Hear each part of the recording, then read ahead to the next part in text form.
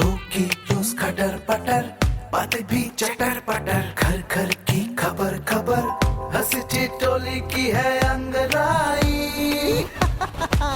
Radio Raju भाई, radio Raju भाई, radio Raju भाई, राज मिस्त्री का अपना रेडियो।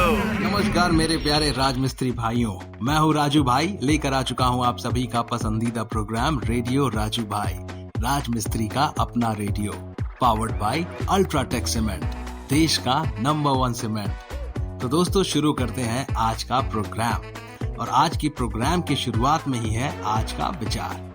आज का विचार है, प्रत्येक व्यक्ति अलग होता है, हर किसी की क्षमता और कमजोरियां अलग अलग होती हैं, इसीलिए ना तो किसी और से अपनी तुलना करें और ना तो किसी और के जैसा बनने की कोशिश करें। दोस्तों हम जो हैं जैसे हैं अपने आप में ही अनोखे हैं, बिल्कुल यूनिक हैं, इसीलिए हमारी अहमियत हम जैसा बने रहने में ही है।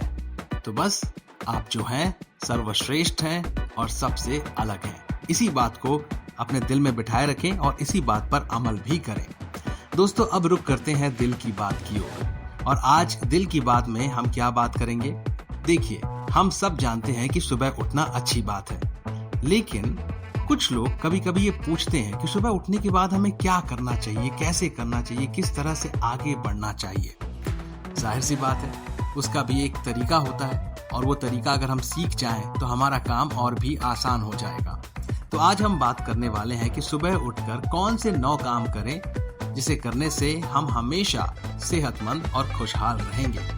भागदौड़ वाली लाइफस्टाइल में ज्यादातर लोग अपनी दिनचर्या पर ध्यान नहीं दे पाते हैं। बाहर जाना हो या घर में काम करना हो, हर व्यक्ति किसी न किसी दबाव से गुजर रहा है। काम की चिंता में हमारा पूरा दिन कैसे निकल जाता है हमें पता ही नहीं चलता। खास तौर से सुबह के कुछ घंटों में हम क्या करते हैं और अपना समय कैसे बिताते हैं, इन सब का असर हमारे पूरे दिन के रूटीन पर पड़ता है।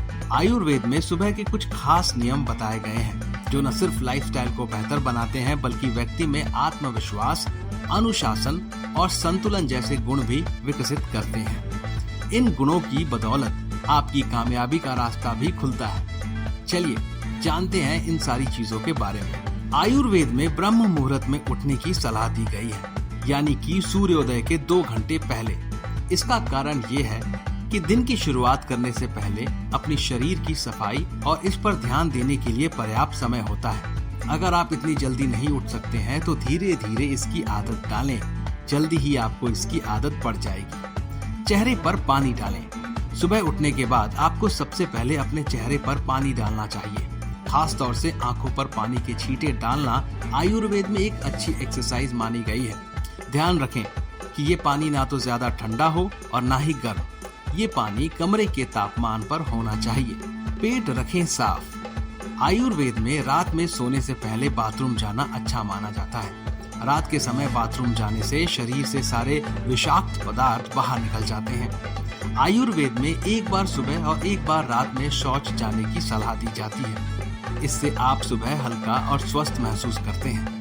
वहीं रात में पेट साफ होने से नींद अच्छी आती है। दांतों को अच्छे से साफ करें।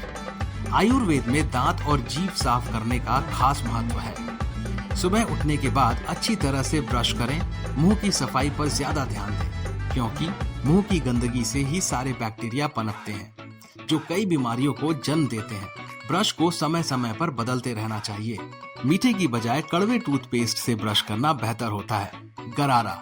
ज्यादातर लोग गले में खराश होने पर ही गरारा करते हैं, लेकिन आयुर्वेद के हिसाब से हमें अपने डेली रूटीन में भी गरारा करनी चाहिए।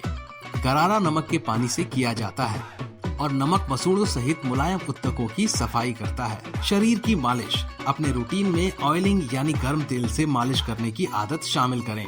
आयुर्वेद के अनुसार तेल से शरीर को जो मॉइस्चराइजर मिलता है वो किसी क्रीम से नहीं मिलता। अगर आपके पास हर दिन शरीर मालिश करने का समय नहीं है तो सप्ताह में कम से कम 3 दिन जरूर करें। गर्मी के दिनों में आप सप्ताह में 2 दिन भी मालिश कर सकते हैं। हल्की एक्सरसाइज करें। आयुर्वेद के अनुसार दिन की शुरुआत हल्की एक्सरसाइज से करनी चाहिए। इससे शरीर में ब्लड फ्लो और लचीलापन बढ़ता है। इसके लिए आप टहलने जा सकते हैं या फिर योग कर सकते हैं। लेकिन याद रखें कि इसे ज्यादा मेहनत से ना करें। जरूरत से ज्यादा एक्सरसाइज करने से आप ज्यादा थक सकते हैं। खाने पर ध्यान दें। किसी भी कीमत पर सुबह का नाश्ता करना ना छोड़ें। सुबह का नाश्ता ना तो बहुत ज्यादा भारी और ना ही बहुत देर से करना चाहिए। नाश्ता करने से पेट हल्का रहता है और पाचन तंत्र सही तरीके से काम करता है। फल, सब्जी, जूस, दही और साबुत अनाज से करें।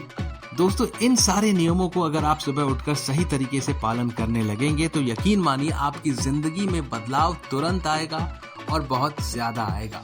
और जाहिर सी बात है, वो सारे बदलाव आपको अच्छाई की मार्ग की ओर ले जाएंगे। वो आपको और बढ़िया और निपुण बनाएंगे। दोस्तों, आगे बढ़ते हैं, कहानी की ओर रुख करते हैं, लेकिन उससे पहले मैं सभी भाइयों को एक बात याद दिलाना चाहता हूँ, और वो बात है कि हमेशा केवल अल्ट्राटेक सीमेंट का ही इस्तेमाल करें, क्योंकि बढ़िया काम तो बढ़िया नाम।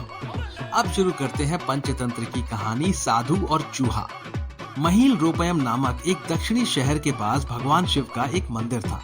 वहाँ एक पवित्र ऋषि रहते थे और मंदिर की देखभाल करते थे। वे भिक्षा के लिए शहर में हर रोज जाते थे और भोजन के लिए शाम को वापस आते थे। वह अपनी आवश्यकता से अधिक एकत्र कर लेते थे और बाकी का बर्तन में डालकर गरीब मजदूरों में बांट देते थे, जो बदले में मंदिर की सफाई करते थे और उसे सजावट का काम किया करते थे। उसी आश्रम में एक चूहा भी अपने बिल में रहता था और हर रोज कटोरे में से कुछ न कुछ भोजन चुरा लेता था। जब साधु को एहसास हुआ कि एक चूहा भोजन चोरी करता है, तो उन्होंने इसे रोकने के लिए सभी तरह की कोशिशें की। उन्होंने कटोरे को काफी ऊंचाई पर रखा ताकि चूहा वहां तक पहुंच न सके, और यहाँ तक कि एक छड़ी के साथ चूहे को मार भगाने की कोशिश भी की। लेकिन चूहा किसी भी तरह कटोरे तक पहुंचने का रास्ता ढूंढ लेता और कुछ भोजन चुरा लेता था।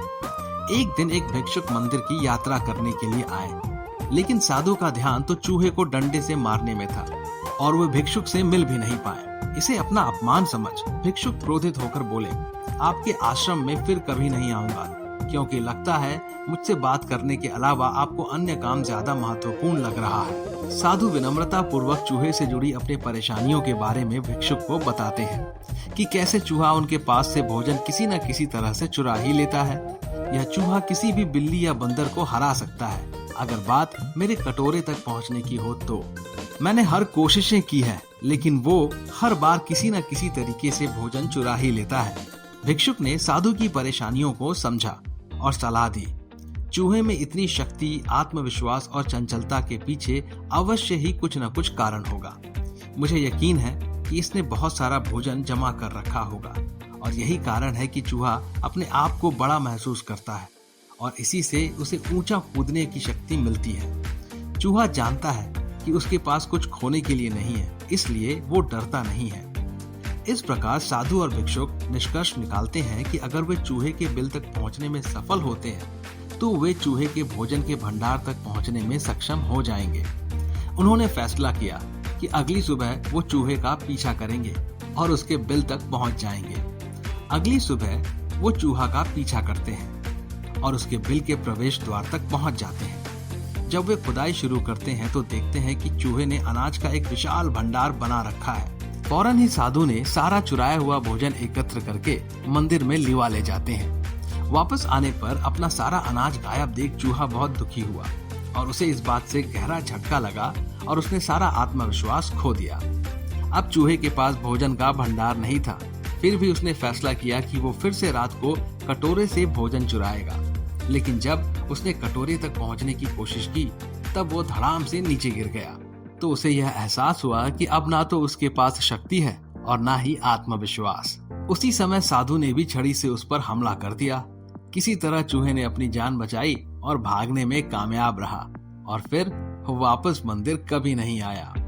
दोस्तों, इस कहानी से हमें यह सीख मिलती है कि यदि हमारे पास भी संसाधनों की कमी ना हो तो हम में भी अद्भुत शक्तियां और आत्मविश्वास की कमी कभी नहीं आ सकती। अगर हमारे पास संसाधन होंगे तो हमारा आत्मविश्वास हमेशा बड़ा ही रहेगा। दोस्तों, वक्त तो चला है कि मैं अब आप सभी से इजाजत लूं, लेकिन उससे पहले एक रोचक तथ्य जरूर सुनाऊंगा। रोचक तथ्य यह है दोस्तों कि मिजोरम के एक गांव में रहने वाले गियाना चाना का परिवार दुनिया का सबसे बड़ा परिवार है। उनके परिवार में उनकी 39 पत्नियां, 94 बच्चे और 33 पोते पोतियां हैं। आप जस्ट इमेजिन कीजिए, हमसे यहाँ एक नहीं संभाली जाती, इन्होंने 39 पत्नियों को संभाला है। बहुत बढ़िया, बहुत अच्छी बात है। दोस्तों अब मैं लेता हूँ आप सभी से इजाजत।